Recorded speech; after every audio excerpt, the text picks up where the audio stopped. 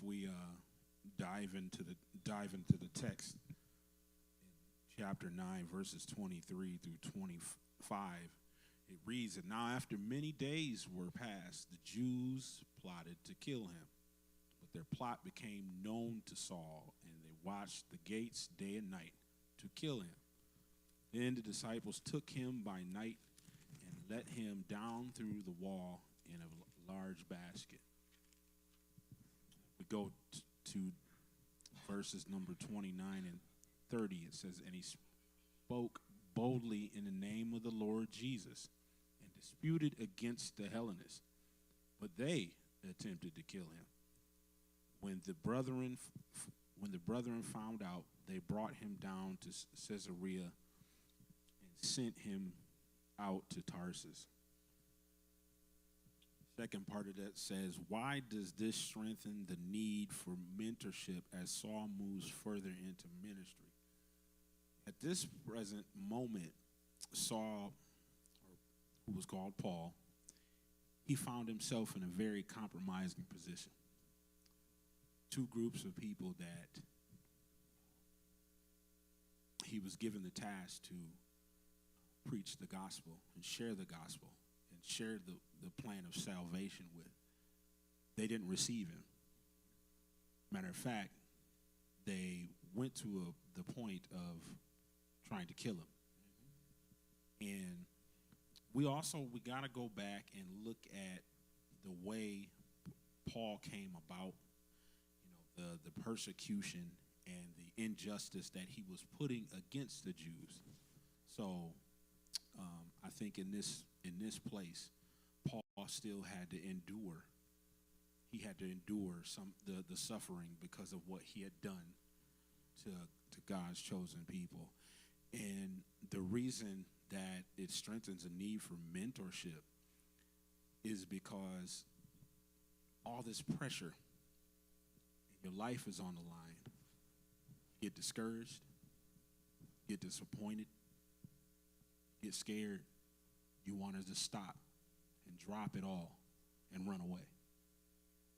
But what Barnabas did is he still invested in Paul. And he didn't forget about the purpose that Paul had, and that was to preach and teach the gospel. God chose him. Even in his lack of knowledge, even in his disdain for God's chosen people, even in his resistance to the word of God, he still had a purpose. And that purpose was magnified through what Barnabas did for him.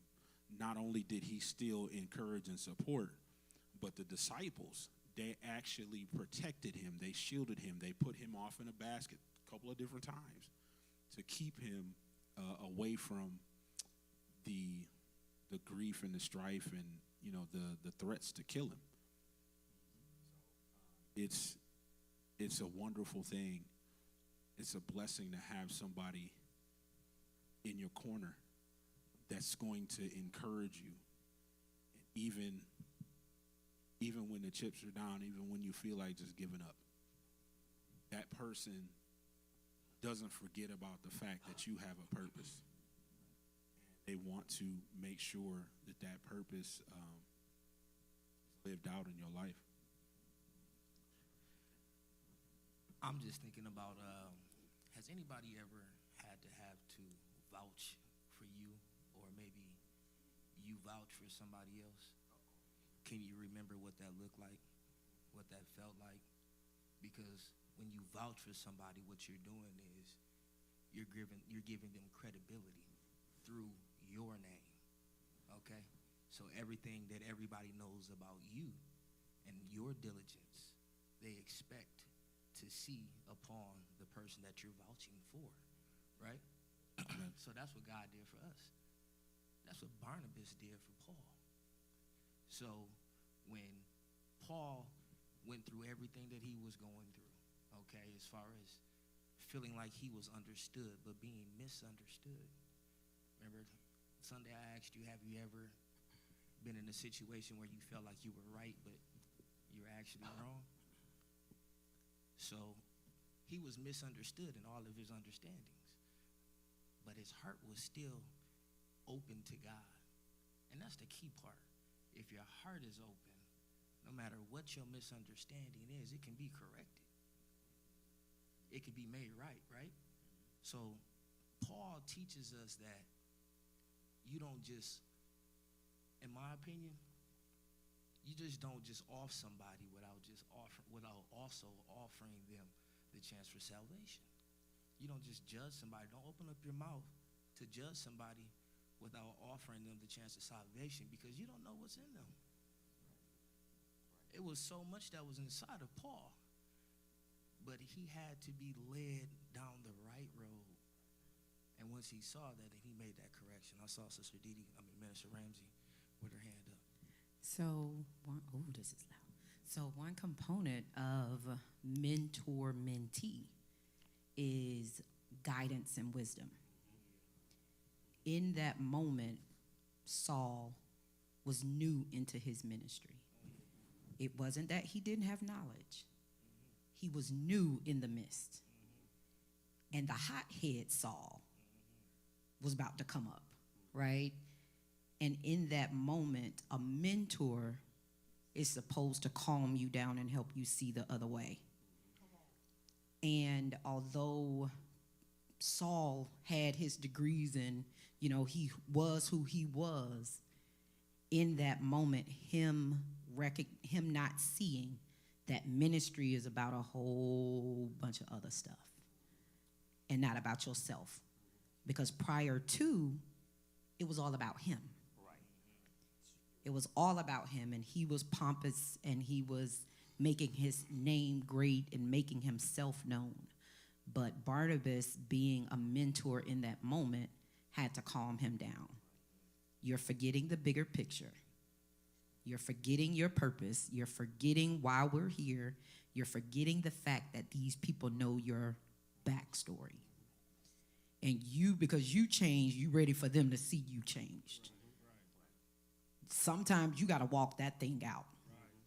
And there are times you're going to have to apologize over and over, right? You're going to have to humble yourself over and over. And a mentor is supposed to give you that guidance. Because if Barnabas could have let him walk into the fire, right? Like everybody knew who Saul was and what he did and what he did to Stephen. But the problem was Barnabas recognized that God required him to be with Saul. And he required, right? Like Barnabas recognized that the blood is on my hands if I don't guide him. And so in that moment, like as a mentor, I remember us talking about this prior, but a mentor does more than just tell you about yourself. Like they're actually supposed to help you process during the good and the bad, because you don't always see that. And so that's what Barnabas did for Saul at that time. Anybody else? Because I know our plan is to try to get to 3, 4, and 5, because once we get to the questions for today, it's a lot of self-reflection, and I think it's going to force a lot of conversation. So, Deacon Polly, did you want to say something? You sure? Okay, all right. I did, but I'm going to move on. All right, we had this conversation last night. So question number 4, if there's no other comments, we're going to move on to question number 4. Deke? Question number 4. As the early church expanded, more opportunities presented themselves to preach the gospel. How does Barnabas involve Saul in the work at the church of Antioch?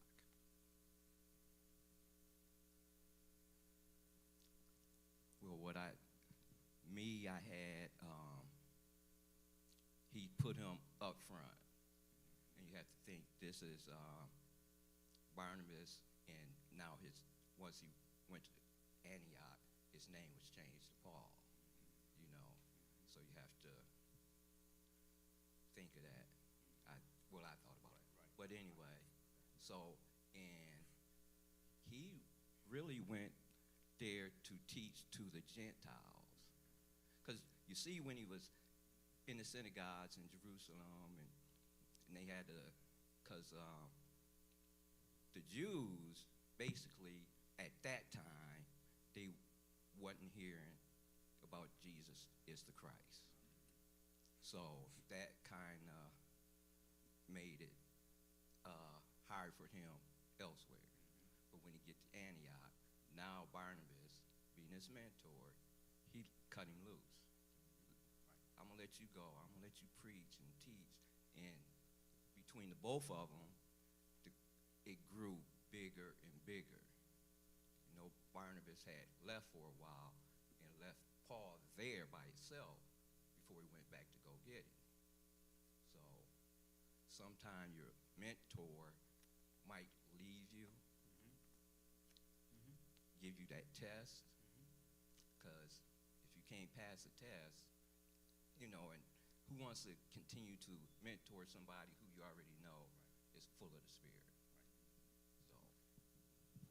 So, But I think, and I agree with you, Deke. And I think about maybe us as we were growing up, and there were times that our parents taught us some things and then allowed us to go out on our own and do whatever it was.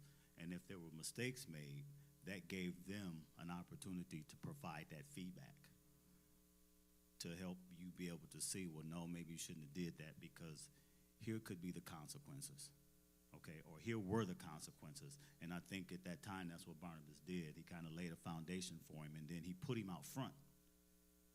And once he put him out front, then he backed away, and then all of a sudden he disappeared, all right? And they only saw Paul at the time, so it allowed Paul to start to build that relationship with those individuals as well. I'm just, as I'm looking at the text, and it's sticking out to me. Verse number 22 says, "But Saul increased all the more in strength and confounded to the Jews who dwelt in Damascus, proving that this Jesus is the Christ." So what it's speaking to me is, throughout this journey, throughout these different situations that Paul had, he continued to get stronger. His relationship and just his vigor and his passion for what he was doing continued to get stronger. And it's just like you said, Deke, Barnabas put him out front. Barnabas gave him the opportunity to say, okay, you're here. This is your opportunity. This is what you need to do. So go and do what you need to do. I won't be here with you all the time.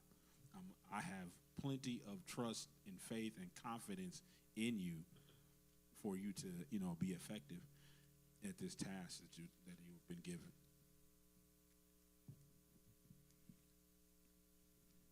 And what I like about it is he never really forced him. I mean, you kind of going to see how the disciples are going to have meetings. And in these meetings, they're going to talk about conduct. They're talking about keeping the law. They're going to be talking about circumcision. Barnabas never really made Paul change who he was. He gave him the opportunity to grow, but he never made him change who he was. Yeah, he had dual citizenship, so he was a Roman and he was also Hebrew. Never made him change who he was, and I think that was one thing that was attractive to God, is because it's harvest, right? And the Lord of the harvest knows his crop, right? So check this out. Anybody that has a green thumb, you know about seeds, right? We talk about this. We talk about the scripture all the time. One plants, one water, God gets the harvest, right? So check this out. It's all about, in my opinion, careful consideration.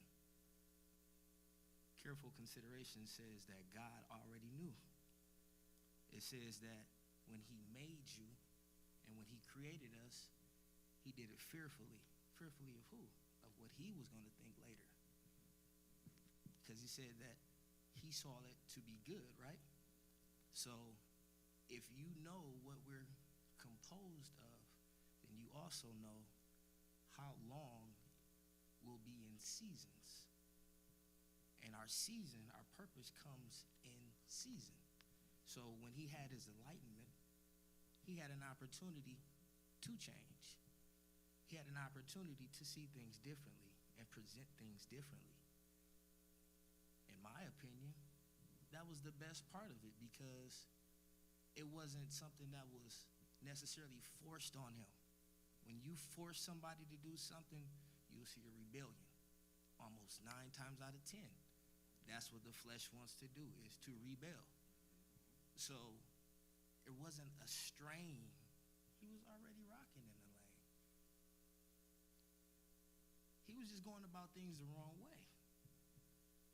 So when you talk about the being able to kind of step in front when you see him in Antioch, it was because Barnabas went there because he got the word that they're receiving us again. And Barnabas, the encourager, that's what he's going to do. He's going to go. This is the same Barnabas that sold all of his property to be able to go ahead and give to the church, so the church can go ahead and distribute the funds. It's the same Barnabas.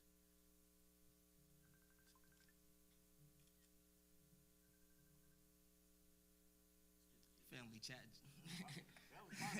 That's Barnabas, the encourager, right? Right. So my thought is, you know, he never had to fake it until he made it. I know we all say that, right? He never had to, you know, disclaim any of his upbringing. Matter of fact, he taught it on. You know, he took it on.